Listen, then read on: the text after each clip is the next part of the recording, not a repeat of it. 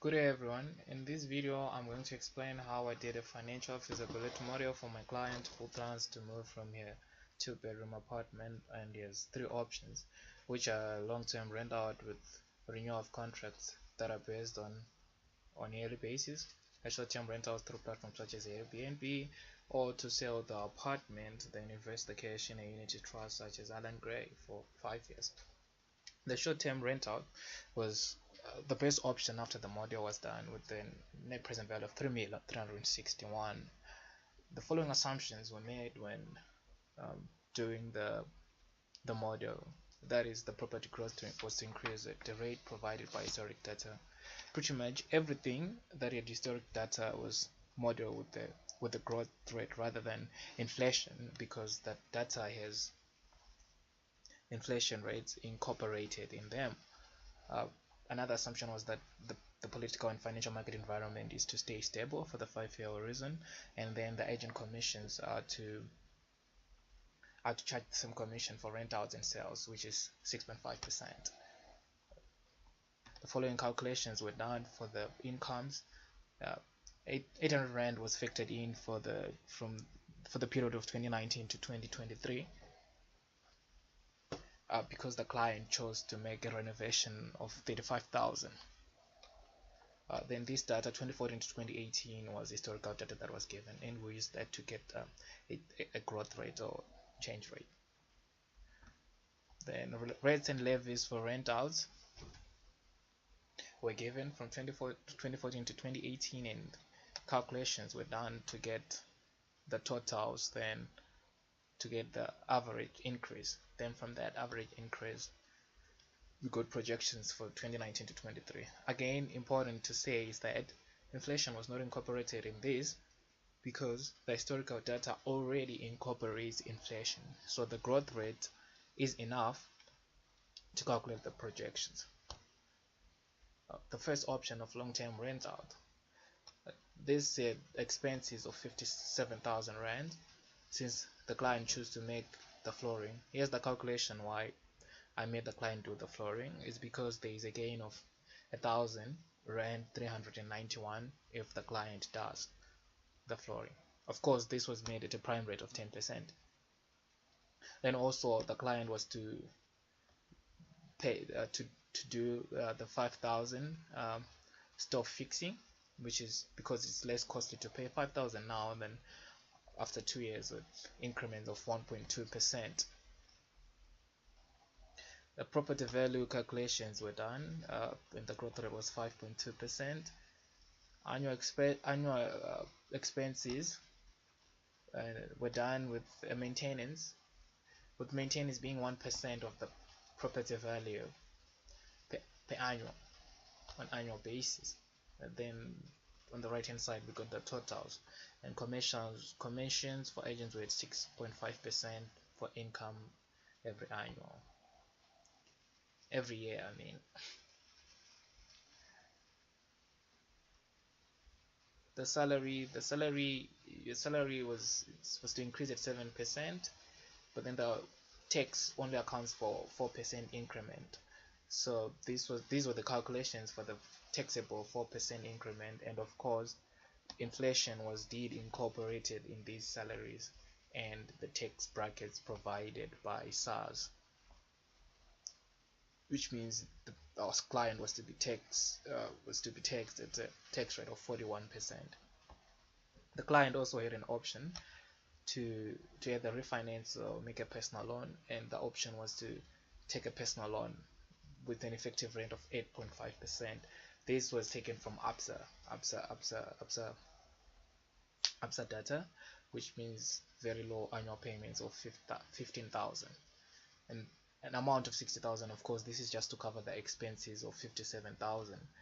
Capital gains were also incorporated in the calculation, which was the property value, the purchase value, of course, minus the commission, the renovations, and transfer fees.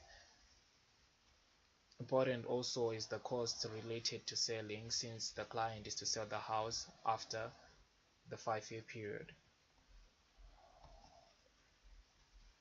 Then everything was added together, and the following net present value was found: 3 million and 54.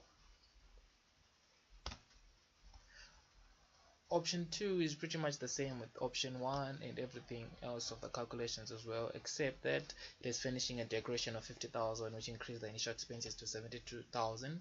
This then affects the capital gains and of course the cost related to selling the house. Another important thing to note in option 2 was the annual rents. The annual rents were made after the following assumptions: that the occupancy rate is 75% because the apartment is close to a retail center, and that's again from the internet. Average monthly income of 28,000 is usually the amount for short-term rentals. So using 28,000 and 75% occupation rate, the money for 2019, the amount for 29 annual rent for 2019 was calculated. Then inflation was then used to calculate the other projections using the same formula of the 75% and a 28. Of course, inflation was then incorporated. So using an occupancy rate of 75%, which is the only thing that stayed stable.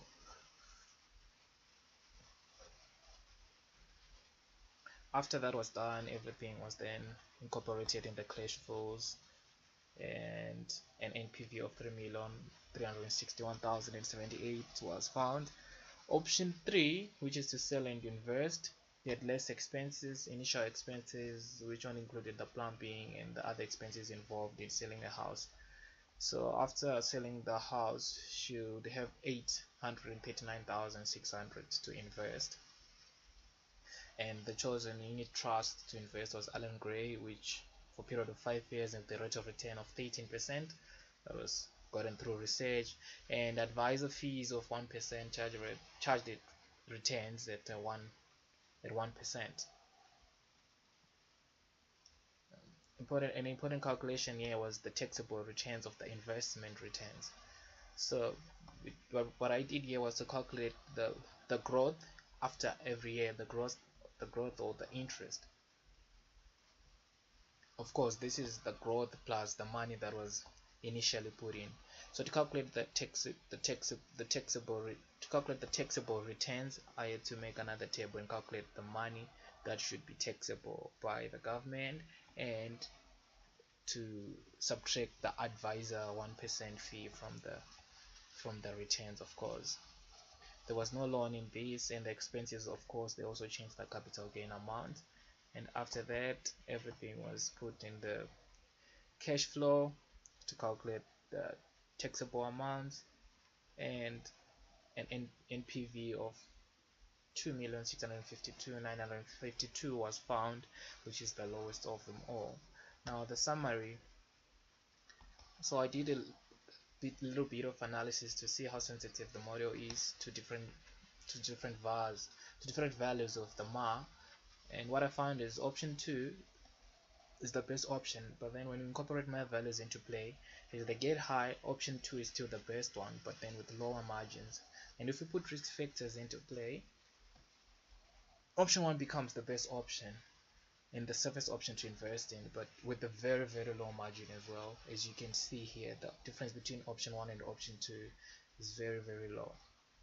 Risk factor for option 1 was very low because of the 3 months notice period that tenants usually give, which is said in the contracts. The occupancy rate, the risk factor for option 2 was very high because the occupancy rate could decrease as a result of more people exploiting the market. So that's why there's a very high risk factor, and option 3 is more close to option 2 risk factor, because it is a unit trust and we really have no hold over the financial market. Otherwise, after everything has been done and after everything has been said, with the amount of 10.5% without risk factors included, option 2 is the best option. Thank you.